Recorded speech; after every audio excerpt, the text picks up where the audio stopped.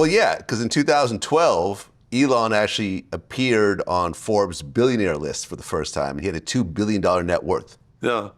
How did it feel as a father to have a son that's now a billionaire? Well, before that, in 2005, 2006, 2007, he was getting on. And I remember that they said that his net worth is gone up from, is now 672 million. I remember somebody telling me that he's now estimated to have 672 million, around about 2007, thereabouts. And they said, gee, and I said, no. Elon will not stop until he's number one. I said to these people, he won't stop until he's number one. At that time, I imagine Bill Gates may have been number one, I'm not sure. But he won't stop until he's number one. I mean, that's what I know because I'm his father. I know that. He's not going to stop until he's number one. And I can tell you now what's going to happen. So it's because you know the people concerned. You know how they think. He's very frugal. He's very careful with how he does things. He's going to go on and on. The IPO of Starlink is going to be worth $1 trillion. So, SpaceX, to all intents and purposes, is already worth $1 trillion. So it's really a matter of it being a private company. No, I expected him to do that. So when Kimball started restaurant, I knew that in due course he would have many restaurants. So at the last count a few years ago, with all the eateries that they had, takeaways, they had over 3,000 and about 80 formal restaurants. So the same sort of thing, they just keep on going. It is a bit weird, but that's what happens, And my daughter started making films. Now she makes films. Every 3 months she puts out a film, a full-length film.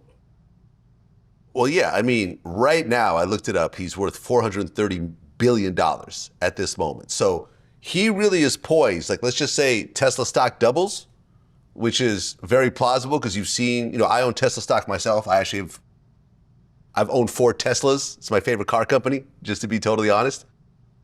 And the stock always goes crazy. Like, for example, when Trump got elected, it jumped up I think 50 or 60%. It was insane. So it's very plausible within a year or two, he could potentially be a trillionaire, the first trillionaire in human history. Yeah, sure.